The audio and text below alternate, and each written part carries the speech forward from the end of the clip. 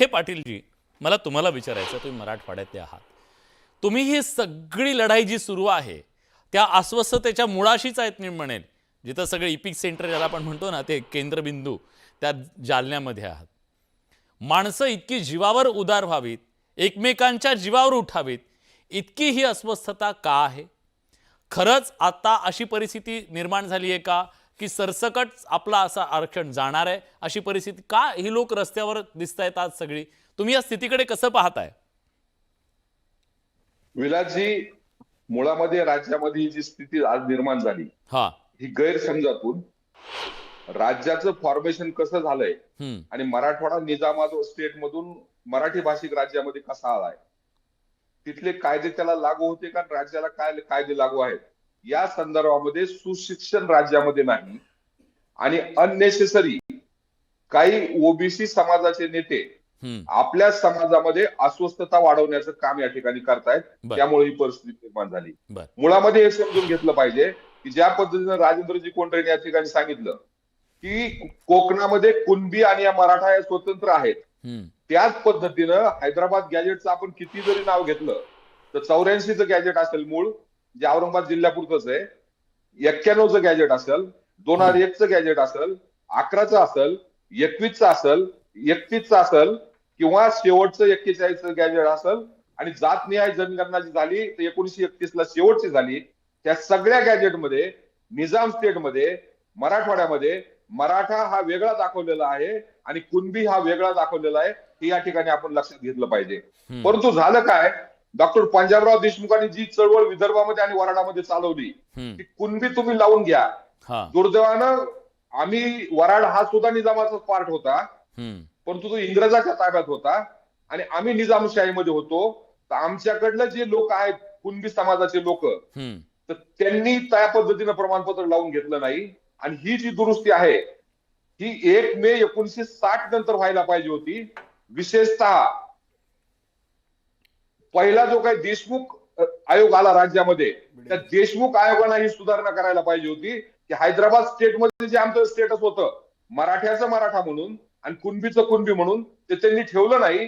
कुणब्यांना प्रमाणपत्र त्यामुळे मिळाले नाही आणि ते कुणबी पुढच्या काळामध्ये मराठा म्हणूनच आमच्या मराठवाड्यामध्ये राहिले. परंतु तत्कालीन मुख्यमंत्री एकनाथरावजी शिंदे साहेब यांनी 2 कमिट्या नेमल्या. अप्पर मुख्य सचिव राजगोपाल देवरा यांच्या अध्यक्षतेखाली आणि न्यायमूर्ती संदीप शिंदे यांच्या अध्यक्षतेखाली आयोग नेमला. आणि या आयोगानं जी कार्यकक्षा होती त्यामध्ये आज जरी हैदराबाद गॅजेट इथं लिहिलेलं असलं तर त्या दोन्ही आयोगाला एक कार्यकक्षा होती. निजामाचे दस्तावेज, निजामाचे राष्ट्रीय दस्तावेज, निजामाचे केलेले करार, निजामाच्या महसूल नोंदी, निजामाच्या शालेय नोंदी, पोलिसाच्या तक्रार असेल तर. त्यामुळं काय झालं, 11 जे काही त्या ठिकाणी पुरावे होते ते 42 वर गेले आणि मराठवाड्यामध्ये जे कुणबी पूर्वी होते पण हुकून चुकून त्यांची मराठा म्हणून नोंद झाली होती, परंतु जो मानव कायदा आहे आपल्या राज्यामध्ये आणि देशामध्ये 1967 पूर्वी त्याच्याकडे कुणबी म्हणून नोंद आहे, तो रक्त नात्याने कुणबी आहे, त्याचा कुणीतरी नातेवाईक हा कुणबी आहे आणि तो वंशावळ सिद्ध करू शकतो, त्यालाच कुणबी प्रमाणपत्र देतात.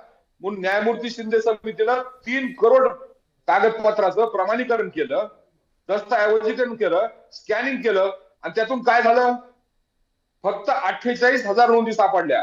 परत मी सांगतो, राज्यामध्ये 1967 पासून कुणब्याच्या नोंदी ज्या आहेत त्या 58 लाख आहेत. ही राज्याची संख्या आहे. कधीपासून? 68 पासून. 1968 मराठवाड्यामध्ये दिलंच जात नव्हतं. न्यायमूर्ती शिंदे कमिटी नंतर हा दरवाजा ओपन झाला आणि मराठवाड्यामध्ये नोंदी किती सापडल्या? फक्त 48,000. त्यातून प्रमाणपत्र किती मिळाले?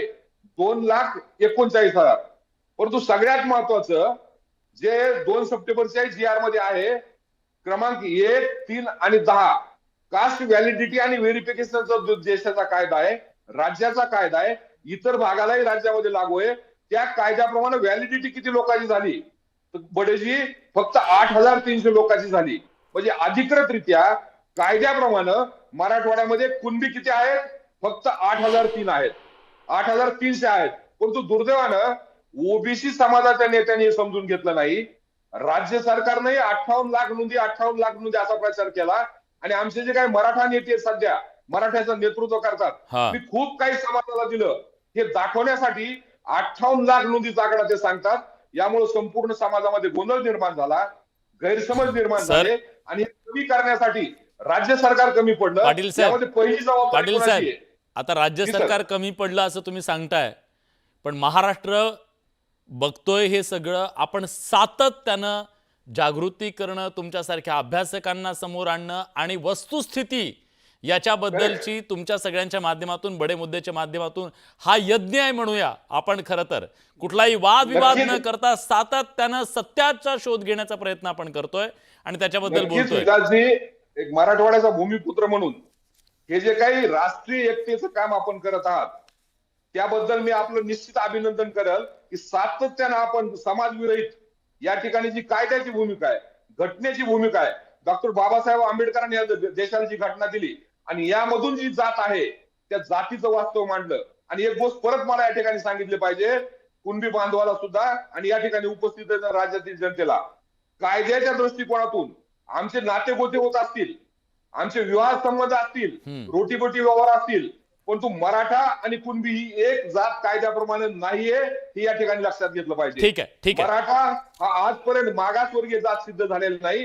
कुणबी ही अदर बॅकवर्ड क्लास मधली 83 क्रमांकाची जात आहे, बरोबर. 83. आणि जे प्रमाणपत्र मिळत आहेत ती 83 क्रमांकाची जात आहे, जो कुणबी सिद्ध करू शकतो. आणि आपल्या माध्यमातून माझं विखे पाटलाला जाहीर आव्हान आहे, माझी कुठलीही वंशावळ कुणबी नाही, माझा रक्ताचा नातेवाईक कुणीही कुणबी नाही आणि मी ते सिद्ध करू शकत नाही. 1967 पूर्वीचे माझ्याकडे पुरावे असण्याचा संबंध नाही. ठीक आहे. तर मला नामदार छगनराव भुजबळ किंवा विखे पाटील कुणबी म्हणून प्रमाणपत्र देणार आहेत का?